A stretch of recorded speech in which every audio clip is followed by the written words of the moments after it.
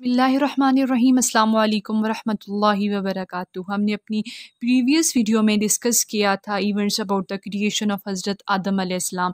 So for today ہمارا topic ہے creation of حضرت حوا علیہ السلام۔ حضرت حوا علیہ السلام کو حضرت آدم علیہ السلام کے فوراً بعد پیدا کیا تھا۔ آپ کافی عرصہ جنت میں رہے اور جنت میں حضرت آدم علیہ السلام ایک ہی انسان تھے۔ کہتے ہیں کہ انہیں وہاں پر اکیلا پن محسوس ہوتا تھا۔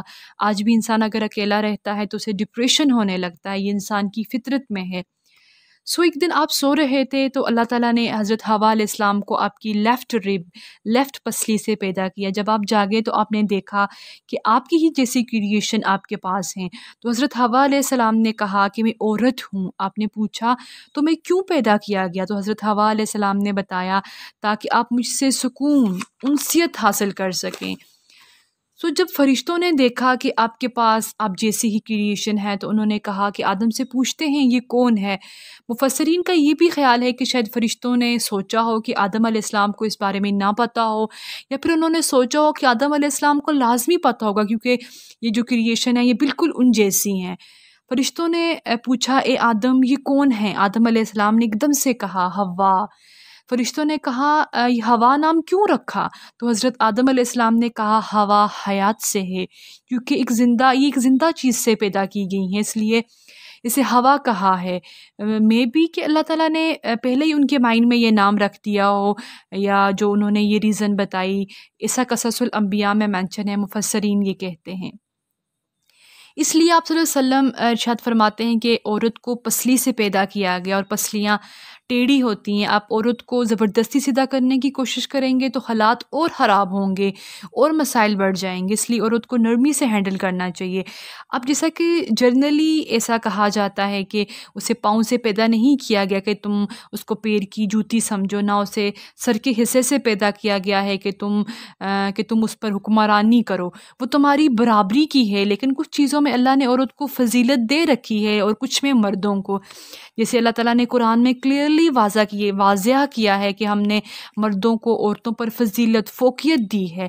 اس وجہ سے ابھی تک جو میکسیمم نبی تھے وہ مردوں میں سے آئے۔ اس کے پیچھے عورت کو گرانا مقصد نہیں تھا، لیکن جو تکلیفیں، جو مصیبتیں نبیوں نے برداشت کی وہ ایک عورت نہیں برداشت کر سکتی تھی۔ انہیں قتل کر دیا گیا، انہیں بیچ سے چیر دیا گیا۔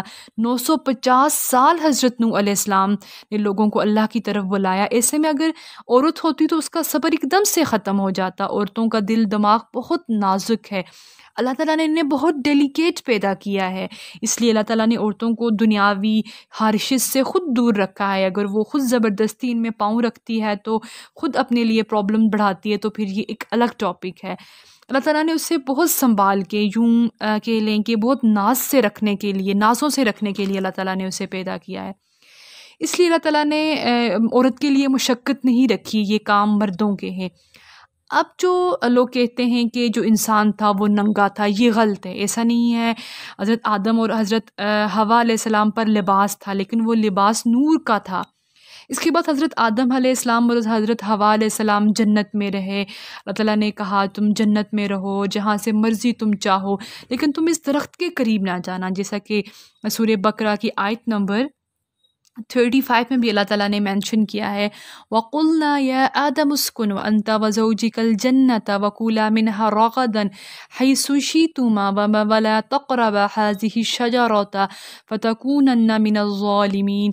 اور پھر ہم نے کہا آدم تم اور تمہاری بیوی جنت میں رہو اور اس سے جہاں سے چاہو جی بھر کے کھاؤ، مگر اس درخت کے پاس مت جانا ورنہ تم ظالموں میں سے ہو جاؤ گے۔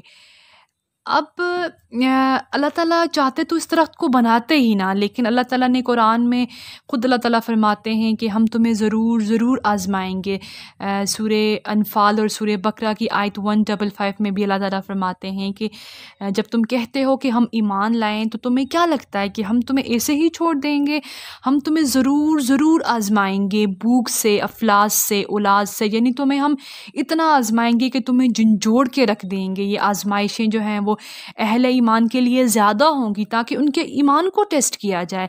ہم آگے ہر سیریز میں بھی یہ دیکھیں گے کہ اللہ تعالیٰ نے ٹیسٹ کیا اسپیشلی بنی اسرائیل کو، اور دوسری رائے یہ بھی ہے کہ انسان کو بنایا ہی دنیا کے لیے، اللہ تعالیٰ نے صرف انہیں آزما کر دنیا میں انہی کی غلطی کے تھرو انہیں دنیا میں بھیجا، ورنہ انسان کو جنت کے لیے نہیں بنایا گیا تھا، کیونکہ اللہ تعالیٰ خود سورہ بقرہ کی آیت نمبر 30 میں اللہ تعالیٰ فرماتے ہیں وَإِذْ قَالَ رَبُّكَ لِلْمَلَائِكَةِ إِنِّي جَاعِلٌ فِي الْأَرْضِ خَلِيفَةً، اور جب تمہارے رب نے فرشتوں سے کہا کہ میں زمین میں ایک خلیفہ بنانے والا ہوں، ورنہ اللہ تعالیٰ کہتے نا کہ میں جنت کے لیے بنانے والا ہوں، انسان کی غلطی بھی انسان کے سر ہی گئی۔ جیسے ہم دیکھیں تو جب ہم میں سے کوئی مرتا ہے تو سب کہتے ہیں کہ یہ نہیں کہتے کہ سب یہ نہیں کہتے کہ اللہ نے مارا، سب کہتے ہیں یہ کینسر سے، ڈیلیوری سے، یہ فلاں فلاں بیماری سے مر گیا۔ اب حضرت علی ایک دفعہ ایک جنازے میں تھے، تو جنازے میں شریک تھے، سب لوگوں نے جنازے کے بارے میں رائے دے رہے تھے کہ یہ ایسے مرا، فلاں بیماری سے مرا، فلاں طریقے سے مرا، تو حضرت علی خاموش تھے۔ آپ سے کسی نے پوچھا اے علی یہ کیسے مرا؟ تو آپ نے کہا یہ مر گیا کیونکہ یہ زندہ تھا۔ اللہ تعالیٰ فرماتے ہیں کہ اللہ تعالیٰ نے قرآن میں فرماتے ہیں جو انسان زندہ ہے اسے مرنا ہے، کل نفس ذائقۃ الموت۔ اللہ نے انسان کو دنیا میں اتارنا تھا، لیکن یہ الزام بھی اسی کے سر گیا کیونکہ انسان نے نافرمانی کی، کیونکہ جیسے کہ شیطان اب جنت سے باہر تھا۔ اب اس پر بحث کی جاتی ہے کہ اگر وہ جنت سے باہر تھا تو اس نے حضرت آدم علیہ السلام اور حضرت حوا علیہ السلام کو کیسے پھسلایا؟ اب جیسے کہ سورہ بقرہ کی آیت نمبر 36 میں بھی مینشن ہے فَأَزَلَّهُمَا الشَّيْطَانُ عَنْهَا فَأَخْرَجَهُمَا مِمَّا كَانَ فِيهِ، اور پھر یہ ہوا کہ شیطان نے ان دونوں کو بہکا دیا اور وہ جس میں تھے انہیں اس نے وہاں سے نکال دیا۔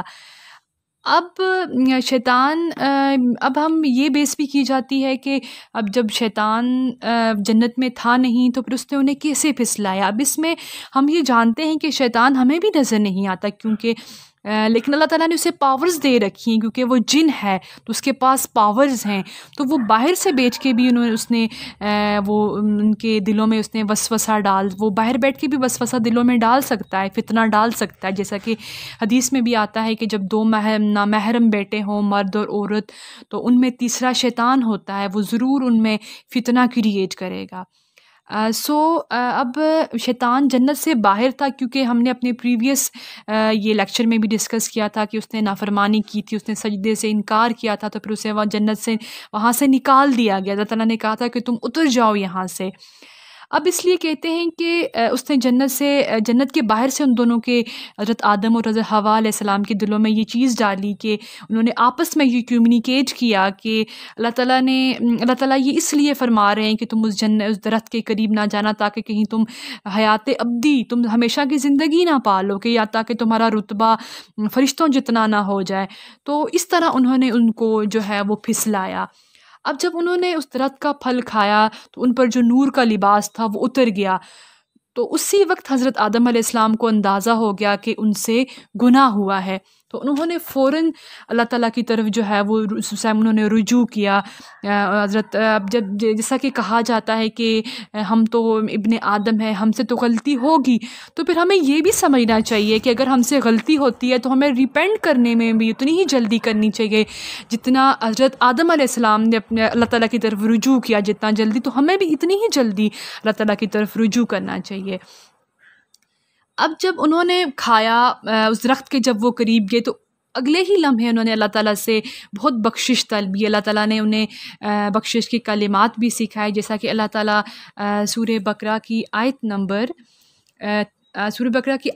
37 میں اللہ تعالیٰ فرماتے ہیں فَتَلَقَّى آدَمَ مِن رَبِّهِ كَلِمَاتٍ فَتَابَ عَلَيْهِ إِنَّهُ هُوَ التَّوَّابُ الرَّحِيمُ۔ آدم نے اپنے رب سے چند باتیں سیکھ لی یا چند کلمات سیکھ لی اور اللہ نے ان کی توبہ قبول فرمائی، بے شک وہی توبہ قبول کرنے والا اور رحم کرنے والا ہے۔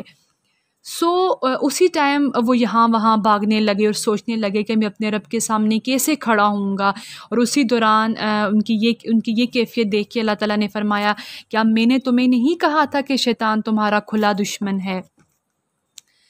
اب اس کے بعد ان کو خود بھی بہت زیادہ اس چیز کا گلٹ فیل ہو رہا تھا کہ مجھ سے جو ہے یہ غلطی ہو گئی ہے. اس کے بعد پھر اللہ تعالیٰ نے ان کو حکم دیا کہ تم لوگ اتر جاؤ یہاں سے جہاں پر تم ہو. اب یہ سورہ بقرہ کی آیت نمبر 36 اور آیت نمبر 38 میں بھی مینشن ہے. وَقُلْنَا اهْبِطُوا بَعْضُكُمْ لِبَعْضٍ عَدُوٌّ وَلَكُمْ فِي الْأَرْضِ مُسْتَقَرٌّ وَمَتَاعٌ إِلَىٰ حِينٍ. اور ہم نے کہہ دیا کہ اتر جاؤ، تم ایک دوسرے کے دشمن ہو، اور ایک مقرر وقت تک تمہارے لیے زمین میں ٹھہرنا اور فائدہ اٹھانا. اس طرح سورہ بقرہ کی آیت نمبر 38 میں بھی مینشن ہے وَقُلْنَا اهْبِطُوا مِنْهَا جَمِيعًا فَإِمَّا يَأْتِيَنَّكُم مِّنِّي هُدًى فَمَن تَبِعَ هُدَايَ فَلَا خَوْفٌ عَلَيْهِمْ وَلَا هُمْ يَحْزَنُونَ. اور ہم نے کہا تم سب یہاں سے چلے جاؤ، جب کبھی تمہارے پاس میری ہدایت پہنچے تو اس کی تابعداری کرنے والوں پر کوئی خوف و غم نہیں. اب اس کے بعد جب انہیں حکم ہوا کہ وہاں سے اتر جاؤ جس جگہ پر جہاں پر تم ہو، تو اس دوران ابلیس کو بھی آسمانوں سے اتار دیا گیا. اسے تو پہلے ہی آسمانوں سے نکال دیا گیا تھا، ہم نے یہ پڑھا تھا اپنے پریویس لیکچر میں، لیکن انہیں وہاں تک رسائی تھی. ابھی ہم آگے اپنے پریویس جو اپ کمنگ ہماری سیریز آئیں گی ہم ان میں پڑھیں گے کہ جب تک آپ صلی اللہ علیہ وسلم پر وحی نہیں اتری تھی تب تک ایک خاص جگہ تک جنات جا سکتے تھے، لیکن جب جو شہاب ثاقب ہے گرتا ہے کہتے ہیں وہ شیطانوں پر گرتا ہے، اور وہاں جا کر جب وہ کوئی آسمانوں کی خبر لینا چاہتے تھے تو انہیں اللہ تعالیٰ فرماتے تھے کہ ہم ان پر انگارے بھیجتے ہیں.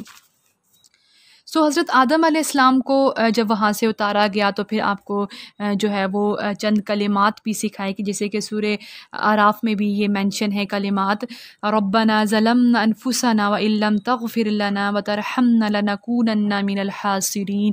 اے ہمارے رب، ہم نے گناہ کر کے اپنے اوپر بہت ظلم کیا ہے، اور اگر تو نے ہمیں معاف نہ کیا، ہم پر رحم نہ کیا تو ہم ضرور خسارہ پانے والوں میں سے ہو جائیں گے. تو جب آپ کو زمین میں اتارا گیا تو آپ کو یہ کلمات سکھائے گئے، آپ یہ پڑھتے گئے کیونکہ آپ بہت گلٹ فیل کر رہے تھے. پھر اللہ تعالیٰ نے آپ کو بخش دیا.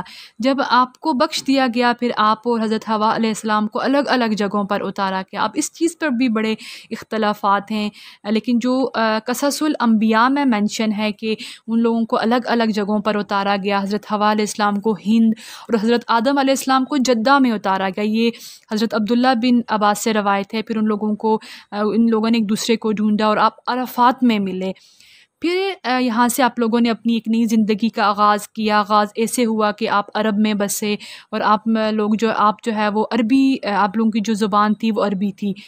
اب آپ کی اولاد کے بارے میں بھی بہت زیادہ اختلافات ہیں، لیکن جو قصص الانبیاء میں مینشن ہے وہ یہ ہے کہ آپ نے 20 دفعہ پریگنینسی کو اچیو کیا. اس سے آپ نے جو ہے وہ 40 بچوں کو جنم دیا، جو اللہ تعالیٰ کے حکم سے 2 بچے پیدا ہوتے تھے. ایسا کیوں ہوتا تھا یہ انشاءاللہ ہم اپنی جو نیکسٹ سیریز ہوں گی انشاءاللہ ہم ان میں پڑھیں گے.